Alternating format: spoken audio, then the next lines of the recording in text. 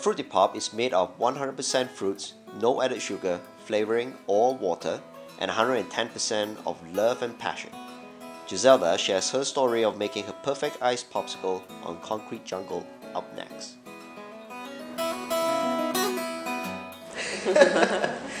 Okay, Giselda, thank you very much for being on the show. Thank you. Alright, before we talk about Fru T Pop, let's talk about you. Let's talk a little bit about where you come from and what were your experiences, early days before Fru T Pop.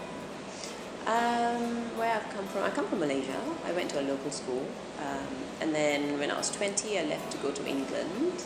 I left, at 20, 21, go to England.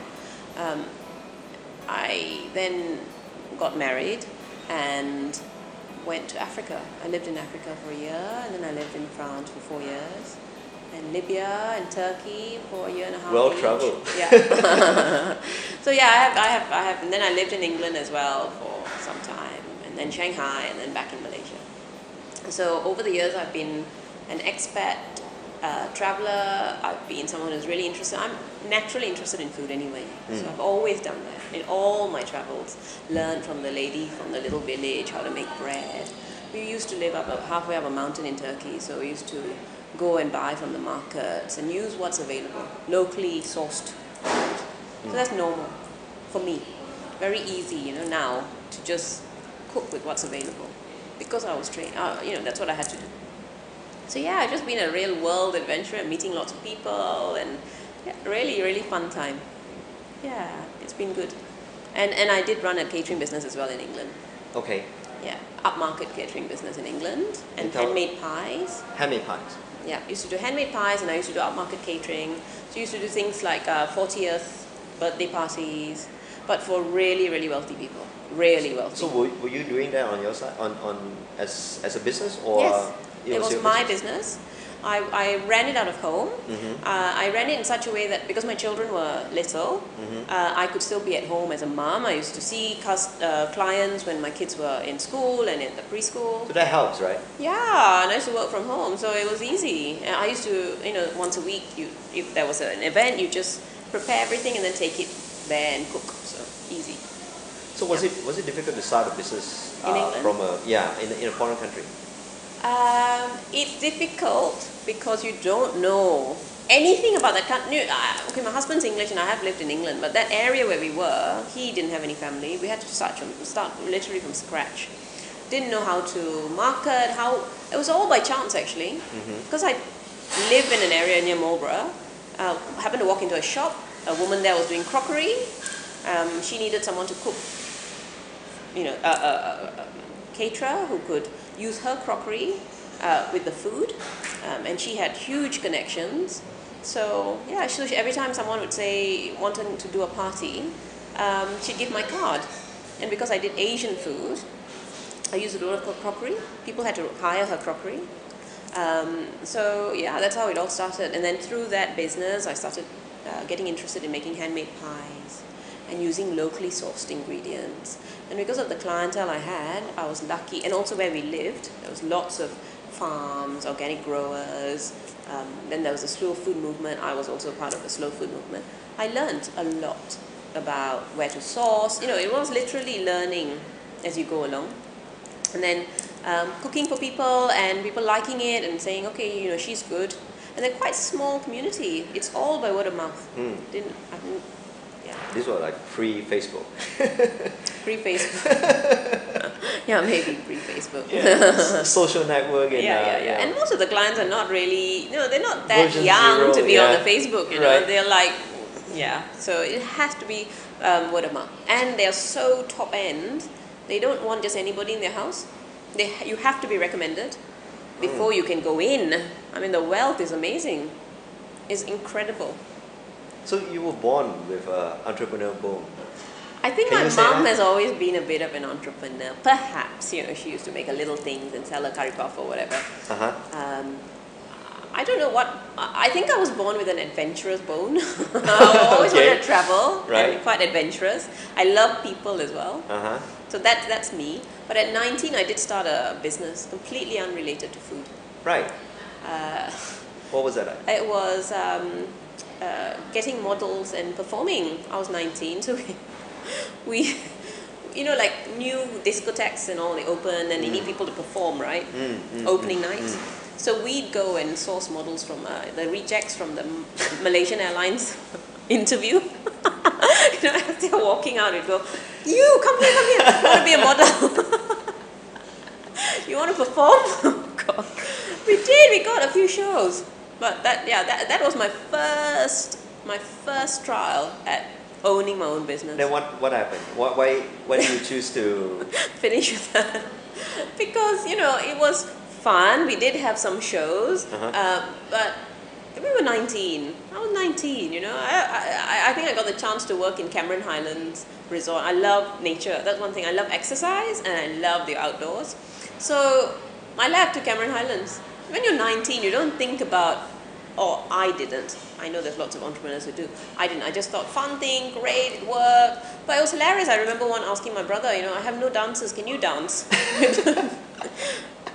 I just remember him saying to me, I'm going to kill you. I said, please, you know. so yeah, it was really hilarious, seriously. But anyway, so I left that, Cameron Highlands. Of all places, what did you choose to... Why did I choose Cameron Highlands? I did a secretarial course at the same time as well, when all this was going on. Right. And I got this job as the personal assistant to the managing director of Strawberry Park Resort. Oh, okay. Also, I was very excited.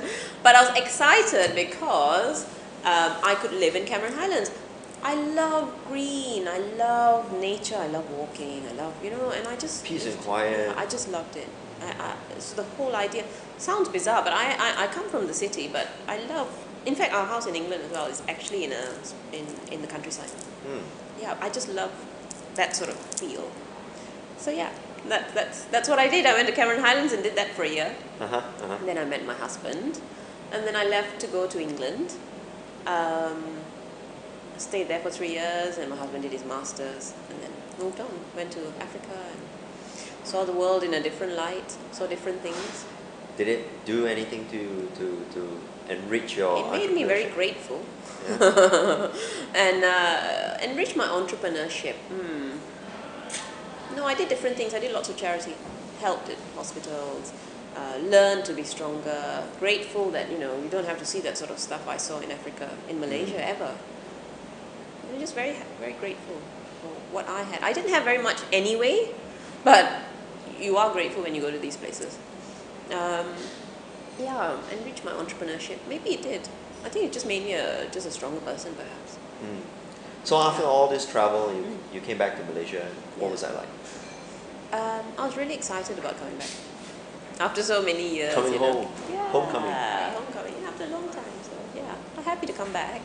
And then I did a few bits and pieces because I couldn't really do... we weren't sure if we were going to be here for a long time. Or it's just a contract really for Ralph, my husband. So we came back and I started making chocolate cakes and jams with fruit. But it was just a house business and just selling to friends. Because I wasn't sure. All I wanted was somewhere like this. That was my dream, you know. I wanted somewhere like this, but I couldn't commit. So I just did small things. And then my husband's job changed and he then knew he was going to be here longer.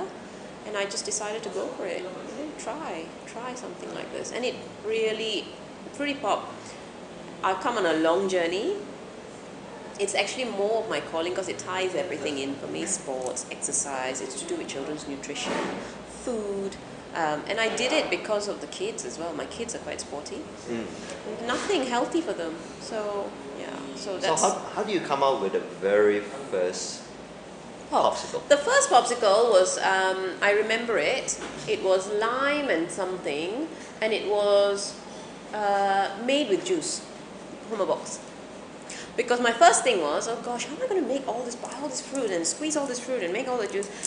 I just used to do juice. That was the first popsicle, right? And then realize, put it in my freezer.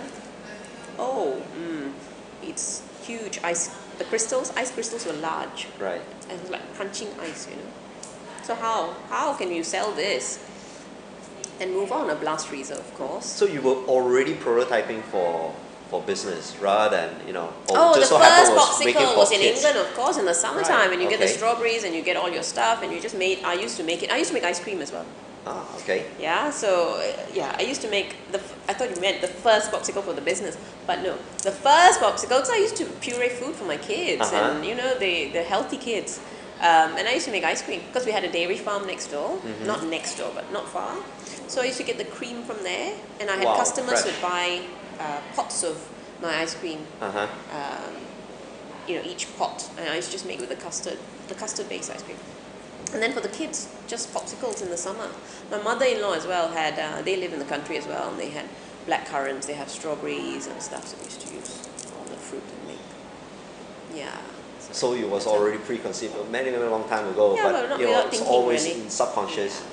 Yeah. So when you came back and you decided, what made you decide to go into to Popsicle? use popsicle? You have so many skills in your arsenal, right? Yeah, Why did you choose why like, popsicles? Okay, Because this- I looked at the jams, jams you need a space like this. Right. And we are not a jam eating nation. We're not. We're not. Now I think maybe a little bit, but we're not. Yeah. So then I looked at cakes. Everybody makes cakes. Yeah. Ice cream. Everyone makes ice cream. And me personally, I've eaten really good quality ice cream. Really good quality milk coming directly from the farm. Yeah, I fresh can't. from next Where do door. you get that here? Yeah, Most you know. milk is pasture, reconstituted or whatever. So then I was in Singapore, and my husband and I, we ate a popsicle sitting somewhere. I said to him, this is such a good idea, you know. This is what I think I'd like to do. So that's what it is. Wow. So okay. So from Singapore, you had this. Okay, I'm gonna do this. All right. Before we go there, right? Let's. Yeah. What is Fru T Pop? You know, explain Fru T Pop.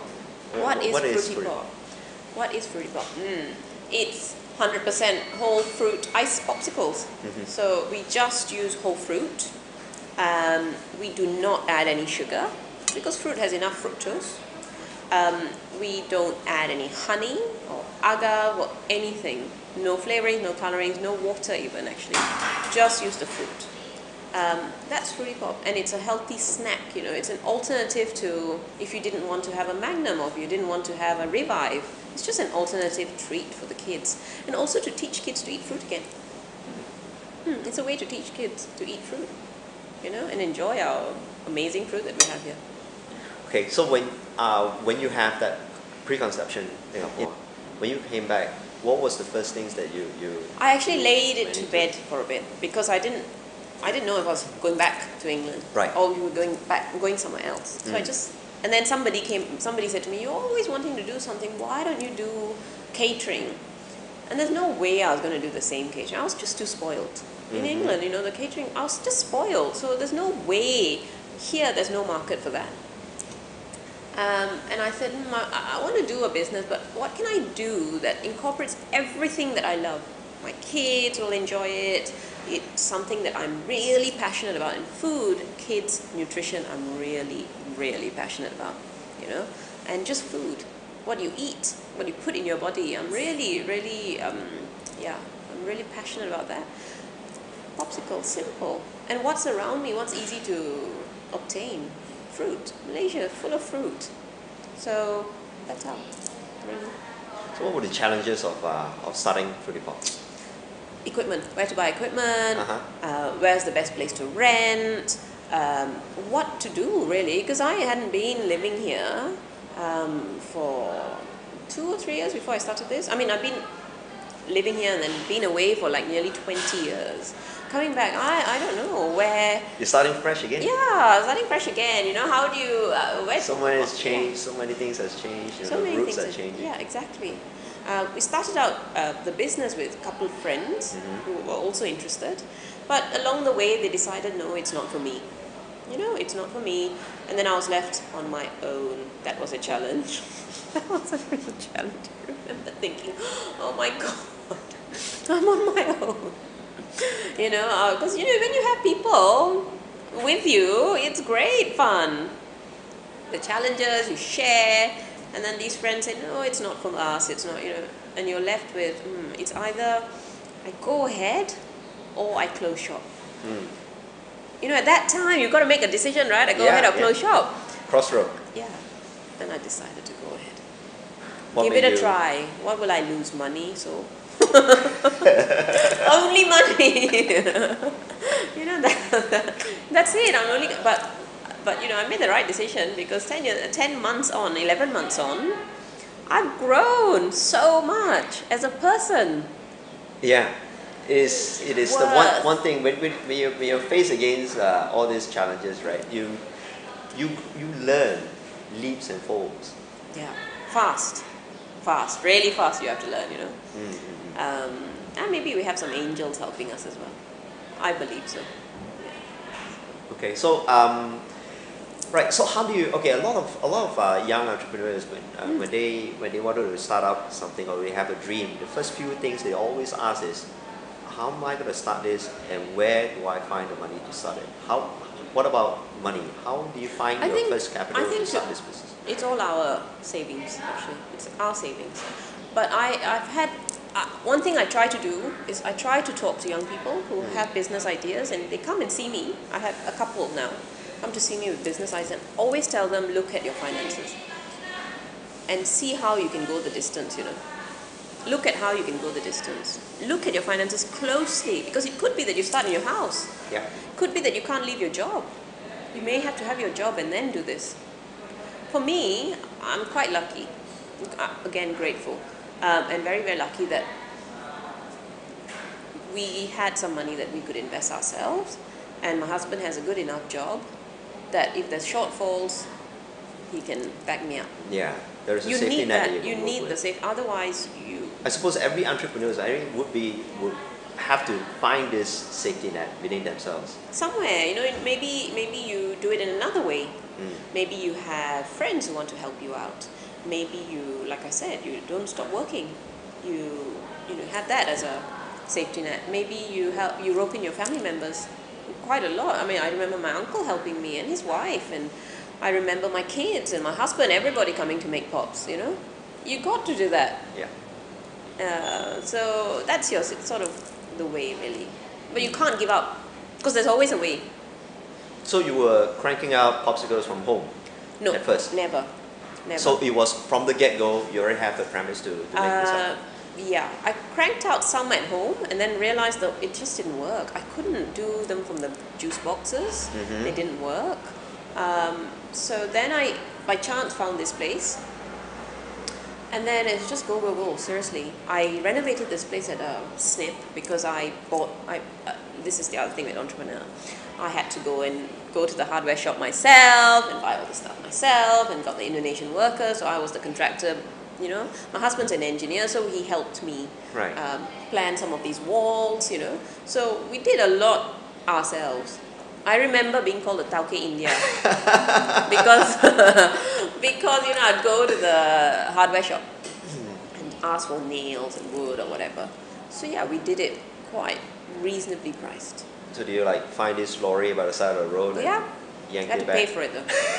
You know, at first I thought, I'm doing you A favor by getting rid of it for you. And then the guy says, no, hello, money. Suddenly it's very, very you know, valuable to this guy. So yeah. And the thing is, this gave us a lot of challenges. It wasn't easy because the idea was from a friend, but when she gave me this idea, she didn't plan whether it could come in or not, or could we get it in. I'm quite a doer. I'm quite good at making things happen, thankfully. So I did manage it, but 10 guys had to carry this in. Wow, okay. And I remember hiding behind it thinking, oh my god, they're all going to die, and that's it, I'll be in jail. You're going to break their leg. Yeah. So they had to carry this in, But this is our kind of mascot. And it in a way, it's just saying... It's a talking piece, it's a door opener. It's a talking piece, and it's also, even though it's a crazy idea of a friend, but you know, it's a good idea. And eventually I remember the time when we had this thing that maybe we forget about it, and I just had this feeling that I needed to have it in here. So I said, no, we just got to have it in here. Because it also tells you about recycling, talks about recycling. You can use things. Don't just chuck stuff away, you know? It can be reused. This was just sitting aside. Nobody looked at it twice. I know exactly what you mean because I myself personally have got many intuitions whereby you have no clue why, but you just have this thing, right? Spider sense, that's tingling and is telling you it's gonna happen. Do you have any other more stories like that? So many. So many. Let's talk about one that just pops in your mind right now. Besides. Hi, it's Patrick and welcome to the Concrete Jungle show. Now, if this is your first time you're watching the show, you'll be wondering who is this guy and what is this Concrete Jungle show? Concrete Jungle is a project of passion. Basically, what I really like to do is to go around listening to stories and great stories about how people became successful. I started meeting up with entrepreneurs and to talk about how they started, their origin story of how they started their businesses. I've met up with people that were not business people, but people who wanted to just start a project to make a dream come true, and that's what the show is all about. So I do this on the side. Now I do have a day job. I'm a bag maker. I design and I make some really incredible urban bags, and you might want to check that one out. Now if you like this show, if you feel that the show is beneficial to you, now help us out. There's 3 ways you can support us. One will be to go to our Facebook, like our page, or go to our YouTube channel and subscribe. If you want an audio version of this podcast, you can always subscribe to us on iTunes. You can search for Concrete Jungle on iTunes, Green Room 136 Concrete Jungle on iTunes, and you should be able to find us there. Now, second thing you can do is go to our main website, greenroom136.com. That's greenroom136.com. Now we make some really interesting urban bags, messenger bags. We make some computer bags, and if you see anything that you like, go ahead and buy one. By buying a bag as low as $50, you are actually helping us to keep the lights on, putting food on the table for us to continue making this program, or if you like our bags and you hate our show, then it will help us to continue making more crazy bags. If you feel if you're going to do this to support the show, might we suggest you key in a coupon code ConcreteJungle. We'll know that that purchase is to support our show, and on top of that, what we are going to do is we're going to give you 10% off that purchase that you just made. So the coupon code is ConcreteJungle. Now the third thing you can do is tell your friends, right? Reach out on Facebook, get as many of your friends to watch the show, or if you feel that the show is beneficial to any of your friends, point them our way. The more people we get watching the show, the better we become. By telling your friends about us, you're actually helping us to feel whether the show is going towards the right direction or not, and how we can craft the show to be a whole lot better. So yeah, again, go to our website, go to our Facebook.com, go to our Facebook page, share some feedback, man. Come on, let us know whether we're doing a good job or not. Share your feedback about certain shows and what those shows has done for you, or how those shows has become beneficial to you. Be interactive, right? So, yep, that's what I have to say, and let's go on with the show. Besides the truck. The truck. Yeah, the truck was actually so many, but the one that just happened recently was a few weeks ago. I decided that I needed to change, because the business started in the beginning working with farmers, being a community-minded business as well as being sustainable. Yeah. So I used to go to the market and buy all my fruit and everything, and then I had this strong urge in knowing who actually grew my fruit. So one day I just said to my my staff, we were doing a delivery together, and I said, "Universe, I want to find some farmers," and she was laughing, bonkers as usual. So, and then she's not had a medicine. She's crazy. not taking her meds. So then I'm thinking, how do I get these farmers? I'm looking online and everything. So that same day I was in the office, I come out, there's a lady sitting here eating, and she was saying, "This is really good, this is yummy, and your cookies are yummy," because we make no-bake cookies. We do some raw treats as well here in the cafe. And I said, "Oh, you like all this?" She said, "Yeah. Where are you from?" She said, "An organic farm."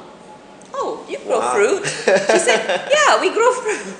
started this journey. That's the first. So we went to visit that farm. It's TT Eco Farm, and we have their products now. Their passion fruit and stuff. And from there, I started learning, and now I have.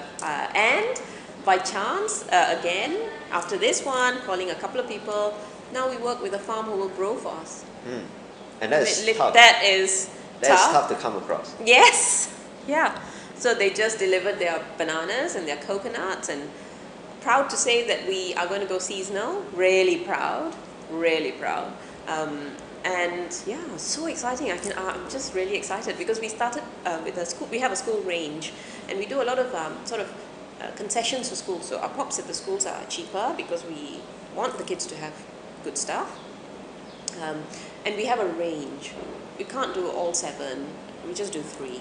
We started out with orange lemon. Those are the guys actually. Orange, lemon, apple, watermelon and grape, and apple and mango. But of course, when you start working with organic farms or pesticide-free or whatever farms, you start going seasonal, you will not get a constant supply of the same fruit. Then my challenge, of course, was coming up with new flavors. So when you're short of a certain flavor, that's where you compensate with a different flavor. So your flavors are always moving? Now they will have to. They will always be in a cycle? They will always have to be in a cycle. But sorry, so this is how the angel worked for me. I found this lady, amazing. And then I found, having to change the flavor because the organic farm, of course, is seasonal. You can't get everything all the time. I had to change the watermelon grape, and I had to change the mango and apple. And this farm does coconuts without flesh. You can only have the water. They can't sell it anywhere else. Oh, that's interesting. Because everybody else seems to want the flesh inside, except me. So I'm happy to have the water, thank you very much. So they were angels to you while you were angels to them? Well, my angel was helping me connect us together, I think. So it's good. So okay, now the other thing I noticed about your brand is there's a lot of brand equity. There are a lot of images, there are a lot of thought being put into it, like your logo. Can you tell us a little bit about that? How do you come across that, or do you like? It's just me. I think the thing is, you have to really, and I say this to everybody, really like what you do. You have to really believe in it, because as soon as you start believing, you know how to draw? Yes. Great. Okay, so that helped. Quite creative. Right. So that skill, that was a skill that you have in your arsenal. I have a skill that I've travelled as well, all different countries. I love art. Yeah, you've seen a lot of what other people have done. Yes. And you're bringing those experiences back here. Yeah, exactly. And I love art, and I love architecture, and I love design, Anyway, so all the stuff we've done is my ideas, enhanced sometimes by a designer, but generally, like the pops, I have a little pink book. I draw out the pops and say, the coconut one is Miss Coco LG. And what she's going to look like, she's going to play the tambourine. I already know, yeah. So it's me. I will come up with the colors. It could just be that I've seen something somewhere. It could be somebody said something that I've subconsciously, stored in my head, and then comes out again. It could be the numerous design magazines that I've looked at. It could be the amazing houses I used to cater for in England. You see some really fantastic designs, colors, ideas. Could be that. So how difficult is it to be a jack of all trades and you're doing so much to actually build this empire? How's that I think I'm lucky again because my husband is the one who's into the finance and the keep it straight and focus. Because if you let me loose, completely, I want to do everything, save the world at the same time as well. Right. So you always have to have like somebody. It could be, if you're on your own, it could be a friend, it could be a parent, it could be an auntie or a godmother, somebody, you could bounce. You sort of like a yin and yang thing, I think. So it's not, otherwise it's not easy. Because you're doing everything, and I'm not perfect at everything. You know, I mean, I'm not even a perfect boss, perhaps I'm too kind, or I'm not great at finances, because I actually find that really difficult. But if you ask me to come up with pop flavors, I can. No problem. You know? Okay, so you have your brand, you have your popsicle. What's the challenge of getting it out the door and into the mouths of your consumers?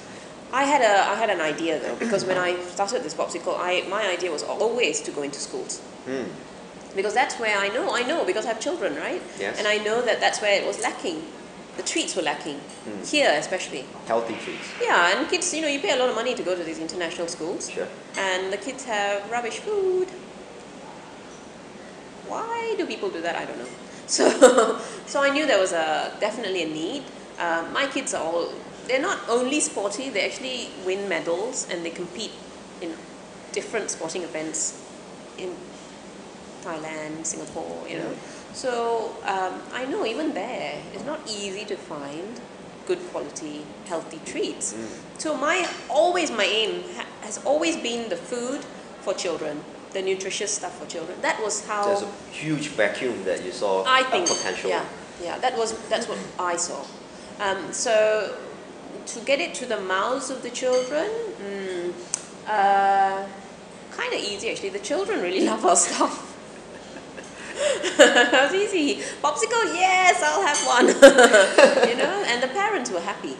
So finally, oh my God, someone's actually making something that we are that happy. you agree to and give if your my kids. kid doesn't finish it, I don't feel guilty eating it. Right? So, so that's how did I just used to go cold calling, knocking on doors, try it out. We provide freezers, put the freezer in, put the pops in. I remember one guy saying to me, if it doesn't sell, will you take it back? Okay, it's sold. I know, I'm confident it's going to sell. You know? So yeah, you just have to go. So I have an idea. How much is a popsicle? A popsicle at school is 5 ringgits. Is it difficult for the kids to come up with 5 ringgit? It depends on the school. Some sell at 4.50, I think. No, these kids have money, probably more than me. No, we don't go for a mass market anyway. Sure. We go for the ones who really want our stuff. And when they really want our stuff, the parents are happy to give. Some parents say to me, I give my daughter or son 10 ringgit, you know, just so they can buy a Fru T Pop. Because I know it's good. So that's half the battle, isn't it, really? True. You know, and kids will go and buy a Boost at 10, 11, 12 ringgit. They buy a donut. Yeah, they do. So, but was it difficult at the beginning to convince people that, you know, this is a $5 popsicle and this is what? I don't think. I think the block, and this is what I need. You know, if you're talking to entrepreneurs, the block is always you. You have, like I had all these things, it has to be 5 ringgit because otherwise nobody's going to buy. It's got to be this, it's got to be that. And like now, 7 and 8 ringgits, we sell more than we did at 5. So there is no, you know, you just have to be confident of your product because stick to your guns. You've got to stick to your guns. Everybody wants everything cheap. Yeah. If you don't, how do you produce cheap? How does anyone produce cheap food? How? You have to compromise somewhere, you know, in the quality, cleanliness, whatever. You're going to compromise. It's impossible to really produce cheap food. That's true. Food's not cheap. Okay. All right. Say schools. Besides, do you have any other ways of getting the pops? Yeah, the pops out. Let's talk about Urbanscapes as well. Okay. Yeah. Yeah, because that was fun. Urbanscapes came. That's another angel help. Right. I think about 5 days before the event, someone said to me, "Aren't you in Urbanscapes?" You know, no. How do I get in? I don't know, but you should just get in. All right. Do you know anyone in Urbanscapes? No. So anyway, so a friend said, "Yeah, I know this guy. Maybe he'll connect you to that guy, and then you get in." So we got into Urban here 5 days before Urbanscapes happened. It was great. Lots of young people. They really love our stuff. You know, and it's nice to see the young people coming up and saying, "This is delicious," because people are more health conscious. Yeah. Especially the young ones, you know, and the fitness ones, and it's also quite funky. Our pops are not just pops; they're actually quite funky pops. So we take a lot of care and design as well. Each pop looks like it just looks great. So The slice of fruit. Wow. yeah, it's cool. So, It's something that is, it's something you don't see out, you know. yeah, no, exactly. You don't. You don't anywhere. So so we do events. We do sporting events, marathons, triathlons, whatever. So do you go all out to reach all these organizations to say, hey, I've got this? We were. We stopped a little bit now, Right. because now we've stopped, but we were doing all this before. Why we stopped? Purely because we've got business and the cafes reopened with vegetarian food and raw stuff, so I've got to manage both sides. And also we are starting to sell in places like Little Gym, children's gym place, cafes, and then we have a kiosk downtown by a reseller. So we have outlets now. The events, we will go back into it, but and also because of this big change of the farmers' fruit. It all takes time, and we don't want to rush and do something wrong. You know, not perfect, but we do events. We will. What are the challenges of going to these events, and what are the benefits do you see? I think it's great marketing. marketing, definitely. And you then have the personal touch with the customer.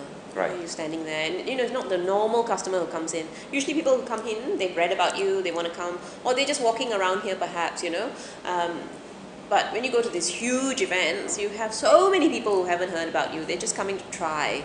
And it's nice to get some feedback from them and to see other people what they're doing as well. Because I'm a little bit of I don't know, I'm stuck here and I don't often go out and see what other people are doing. So I'm kind of like in my own world doing my thing. And when you go into these events, you see other vendors doing things that you think, oh, okay, that's kind of cool, that's great, that's fantastic. So you learn lots. Yeah. Okay. So if say you chance upon yourself a much younger version of yourself, and before starting Fru T Pop, what would be the top 3 things you share with? I don't know, nothing, I think. No, because it sounds terrible. I think it's tough to say that, oh, I wish I was smarter, I wish I was clever. No, actually I've learned a lot and I'm really happy. I'm happy at this journey. I'm happy I had the chance. Travel is an amazing thing, It's like, if people could have a chance, you must go and see outside. And I think, that's one of the things that I'm Think out of the box, have fun. Yeah. I can't think, gosh, I could have done that better. I don't think I could have done anything better, You have to learn from somewhere. Learn from your mistakes? Yeah. Nothing, and it's all challenges makes you stronger anyway. You learn, So that's one. Top 3 things, I don't know. What else? You already have 2. Have I? Okay. Learn from your mistakes. Learn from my mistake. Have fun. I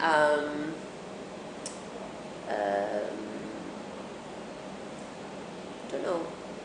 I think my life's still a journey anyway. Maybe one thing I must give in is that I am too intense sometimes, and just learning to tolerate other people, stupidity, or that's one thing perhaps. What I know now, perhaps as a younger person, I didn't tolerate so much. So maybe, yeah, maybe that. Less intense, Be happy. Yeah. All right.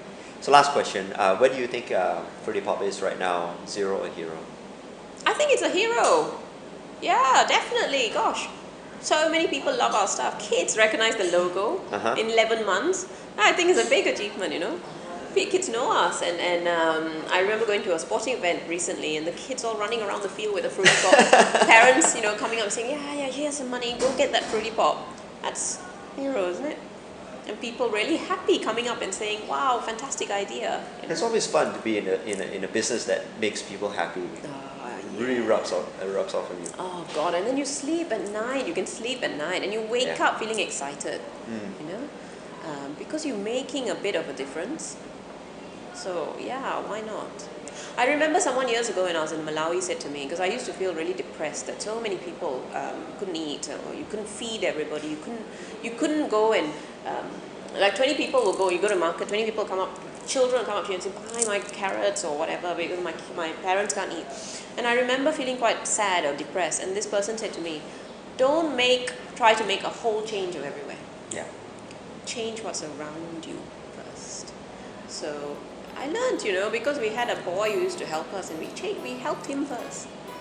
So you always change what's around you first. You can't change everything. I think with Fru T Pop is that I won't change the world, of course, but make small changes what's around, what I can, especially with the kids at the school.